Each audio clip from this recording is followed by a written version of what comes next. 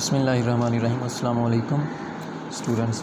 Science 7th class, page number 10, page number 9 तक हमने school में पढ़ लिया था।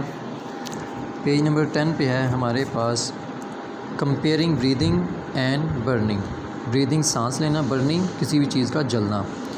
दोनों के दोनों प्रोसेसेस मिलते जुलते हैं और इनको एक दूसरे के साथ मुआवजा करवाया जा सकता है। नंबर 1 है during both processes energy is release from a fuel. Energy जो है वो किसी फ्यूल से रिलीज़ होती है, निकलती है। Both processes use oxygen and release carbon dioxide. जलने में भी और सांस लेने के दौरान भी ऑक्सीजन इस्तेमाल होती है और कार्बन डाइऑक्साइड खारिज होती है। ये दोनों के दोनों प्रोसेसेस जो हैं ये तकरीबन मिलते जुलते हैं, लेकिन इनके दरमियान सबसे बड़ा डिफरेंस जो है वो रेट है एनर्जी रिलीज़ का, कि कितनी जल्दी या कितनी आहिस्ता एनर्जी रिलीज़ होती है। सांस लेने के दौरान एनर्जी जो है वो बड़ी आहिस्तगी से रिलीज़ होती है और जलने के दौरान एनर्जी बड़ी जल्दी रिलीज़ होती है। और सांस लेने के दौरान हम एनर्जी को रिलीज़ को कंट्रोल भी कर सकते हैं।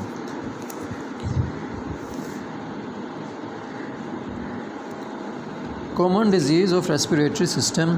सांस लेने के दौरान जो हमें अमूमी बीमारियां होती हैं वो कौन सी हैं?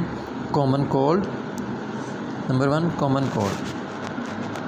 कॉमन कोल्ड एक सादा सी किस्म का डिसऑर्डर है, बीमारी है सांस लेने की सिस्टम की, रेस्पिरेटरी सिस्टम की। इसके अंदर जो वायरस होता है कॉमन कोल्ड, वो एक शख्स से दूसरे शख्स पे खांसने के दौरान, छींकने के दौरान या फिर टच करने के दौरान, एक से दूसरे शख्स को जब हम टच करेंगे तो ये इसका वायरस एक से दूसरे शख्स तक जा सकता है। इसकी अलामात क्या हैं, सिम्टम्स क्या हैं? इसके अलामात हैं गले का पक जाना, सोर थ्रोट, खांसी, रनिंग नोज़, नाक का बहना, कंजस्शन, आपको ठंडक लगना, स्नीजिंग, छींक आना, हेडेक, सर दर्द etcetera. We may have fever during the common cold. Common cold के दौरान हमें बुखार भी हो सकता है। There is no proper medicine for the common cold.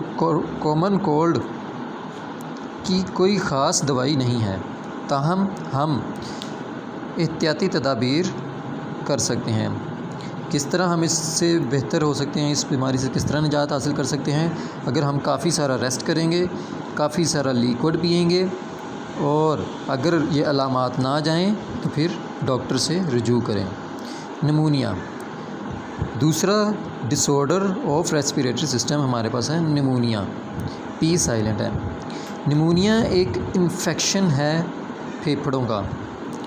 The lungs are made of small sacs. Sacs कहते हैं थैलियों को। जो हमारे फेफड़े हैं छोटी छोटी थैलियों से मिलकर बने होते हैं, जिन्हें अल्वेओलाई कहते हैं, जिनके अंदर हवा भरी हुई होती है। जब किसी शख्स को निमोनिया हो जाता है तो अल्वेओलाई के अंदर पस पड़ जाती है, जिसे हम रेशा बोलते हैं, जिसे बलगम भी बोली जाता है, जो कि सांस लेने के दौरान मुश्किल पैदा करता है। निमोनिया पूरी दुनिया में बच्चों की अमवात का सबसे बड़ी वजह है। इसकी सबसे ज़्यादा पाई जाने वाली अलामात क्या हैं? सिम्टम्स: खांसी, कफ्स, फीवर, बुखार, नेज़ल कंजस्शन, नाक के अंदर घुटन महसूस होना, रैपिड ब्रीदिंग, तेज़ी से सांस आना, विद वीजिंग साउंड, विज़ सांस लेने की आवाज़ भी आएगी। जब किसी बलगम फंसी हुई, जब बलगम गले में हो तो सांस लेने की आवाज़ आती है। चेस्ट पेन, सीने में दर्द होती है और बहुत सारी लॉस ऑफ एपेटाइट, भूख ही नहीं लगती, एक्सेट्रा। जितनी जल्दी हो सके आप निमोनिया के इलाज के लिए डॉक्टर के पास जाएं। आपके डॉक्टर आपको कोई एंटीबायोटिक मेडिसिन रिकमेंड करेंगे, देंगे। वैक्सीन जो कि ज़्यादातर निमोनिया से बचाती है वो भी इस्तेमाल की जा सकती है। और इसके बेहतरीन हल क्या है, इससे अवॉइड कैसे किया जा सकता है?